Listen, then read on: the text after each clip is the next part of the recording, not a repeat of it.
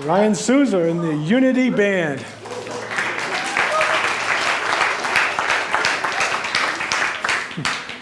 Maybe we should just take an offering.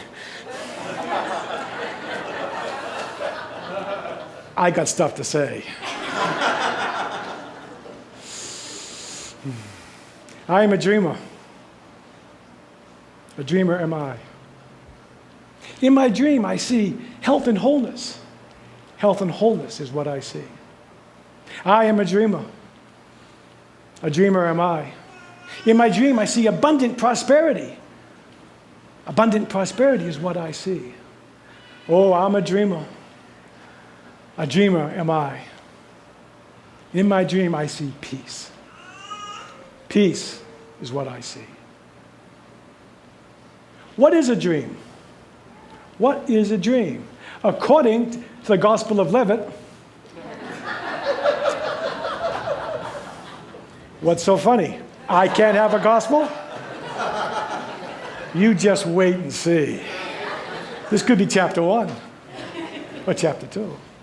A dream, according to the Gospel of Leavitt, is a divine idea realized, established, affirmed, and manifested. Not bad, huh?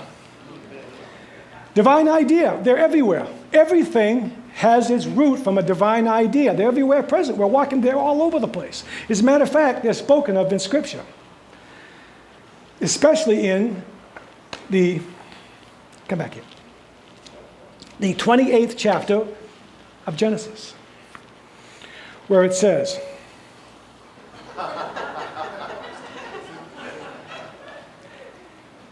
verse 11 and 12. And Jacob arrived at a certain place, and he spent the night there, because the sun was set. And he took of the stones of the place, and put them for his pillows, and lay down in that place to sleep. And he dreamed, and beheld, a ladder was set upon the earth, and the top of it reached to heaven, and behold, the angels of God were ascending and descending on it. These angels of God, metaphysically, represent divine ideas. Everything's root is from a divine idea. Now they are realized, we attract them to us, and we catch them in our mind. We attract divine ideas to us, and we catch them with our mind. And then we establish them by using our power of imagination to shape and form them. And then before they are brought into manifestation, we affirm in faith, we claim them to be ours right now. And then they are brought into expression when we take the necessary action steps to bring them into manifestation. Dream it, see it, claim it, do it. I've always been a dreamer. Even when I was a little boy. Well, actually, that's a lie. I was never a little boy. I was a young boy. And I always liked those airboats that they had on, what was that TV show? Everglades, there you go. You know, the airboats with the flat bottom with the big motor, and they would fly across. I thought they were so cool. Well, I caught the idea of one of them. I'm going to build one of them. I'm going to build me an airboat.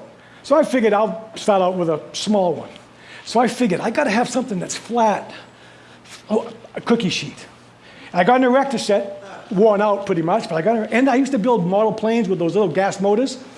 And I got one of them, and then I went to the hobby store and I got the biggest wooden propeller I could find. So I'm ready to go. I'm all set to go. I'm building the foundation. I built the scaffolding. I put the erector set together. I soldered it to the cookie sheet. I mounted the motor just right, filled it full of gas, put the propeller on backwards so that it would push, not pull. And I waited for that dew on the grass in the morning. I waited for that perfect day, and there it was. I took it out on the grass, fired it up, and off it went. Right across the lawn until it ran out of gas. Boy, I was just jumping up and down with excitement because it actually worked. And my dad, he was excited as I was because he was a civil engineer, and he says, this boy made something mechanical.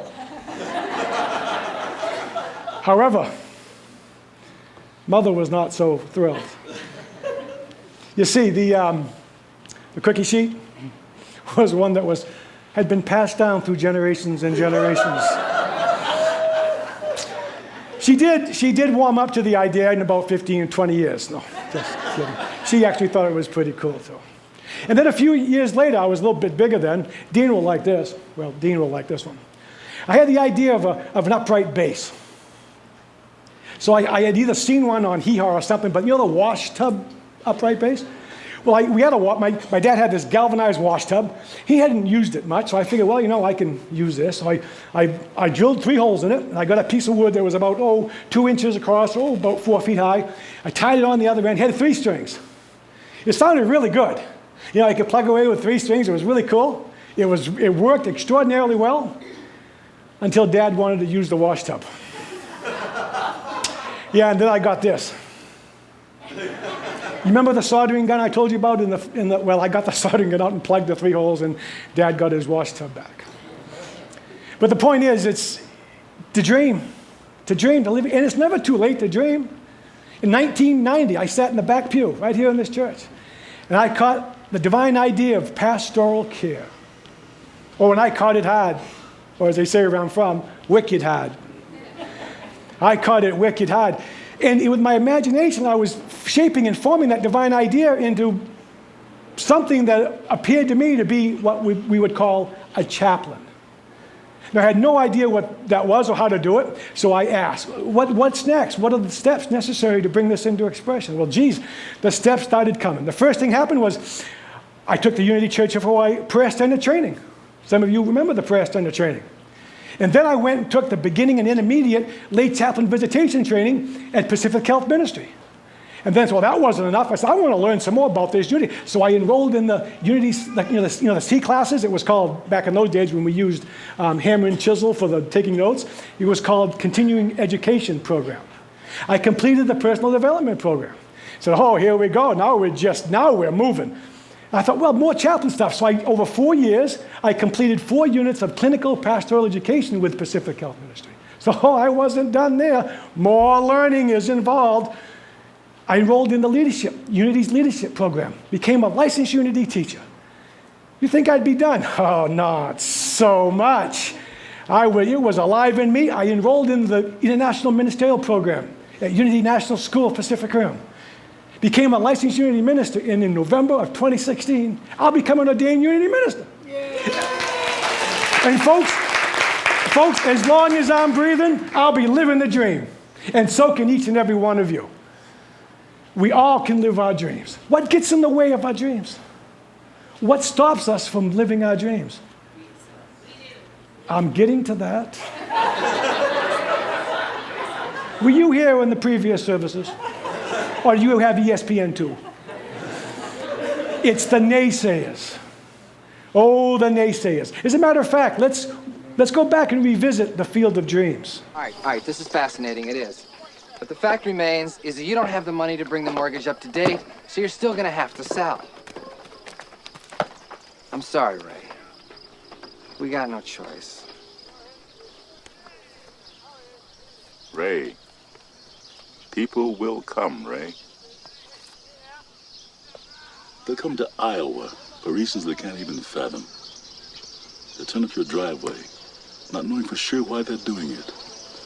They'll arrive at your door as innocent as children, longing for the past. Of course, we won't mind if you look around, you'll say. It's only $20 per person. They'll pass over the money without even thinking about it. For it is money they have, and peace they like. Ray, just sign the papers. And they'll walk out to the bleachers. And sit in shirt sleeves on a perfect afternoon.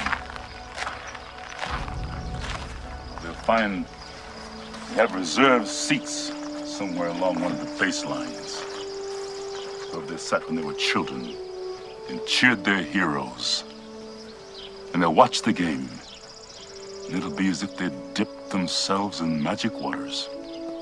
The memories will be so thick, they'll have to brush them away from their faces. Ray, when the bank opens in the morning, they'll foreclose.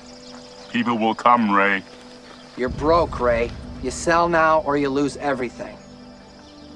The one constant through all the years, Ray, has been baseball. America has rolled by like an army of steamrollers. It's been erased like a blackboard, rebuilt and erased again. But baseball has marked the time. This field, this game, is a part of our past, Ray. It reminds us of all that once was good, and it could be again. Oh, people will come, Ray. People will most definitely come. Oh yeah, the naysayers. They might be family, mums and dads, brothers and sisters. They may be your friends. But as we heard a little bit earlier, who's the biggest naysayer? Us. We get in the way. Folks, this is very simple, yet we make it excruciatingly difficult. And I think there's two big reasons why we get in the way. Number one reason is I'm not good enough or I'm not worthy. How many in this room right now believe that they are a beloved child of God? Okay, folks, you are more than worthy, and you are way, way more than good enough to live your dreams. The second excuse I think we have is that, oh, there's not enough. I don't have, it's too expensive. It's too much. I don't have enough to live my dream. Folks, every blade of grass is provided for. Every bird in the sky is provided. Every fish in the sea is provided for. You are a beloved child of God. Don't you think that God will provide you everything you need to live your dream? Know it to be true, and it will be. Know it to be true, and it will be. We got to get out of the way. It's time to say nay to the naysayers. Oh, and by the way, you know another naysayers is, you know the tape that runs in your head? It might be the parent tape. I sent you to college and you want to do what? It might be the friend tape saying, oh, you're nuts, you're crazy. Or my favorite one is, you can't do that. Please tell me I can't do something. Go ahead. Please tell me I can't do something. I'll do it better than anybody else ever did. The naysayers. The biggest naysayer is ourselves. Folks, living small is doing a disservice not only to the universe, but to us. The universe wants us to live big, to live our dreams. And the only thing stopping us is us. Folks, it's time to get out of the way and live our dreams. In your bulletin, there was a card. May this card be a reminder for you to be a dream catcher and to be a dream liver. And on the back, I have the definition, or the Gospel of Leavitt's definition of dream. And if you would be so kind, would you please read that with me together? Divine idea, realized, established, affirmed, manifested. Folks, dream it, see it, claim it, do it.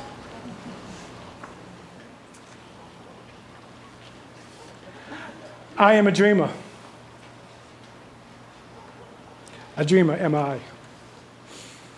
And in my dream, I see a world living as one in unity. A world living as one in unity is what I see. Will you all come and dream with me?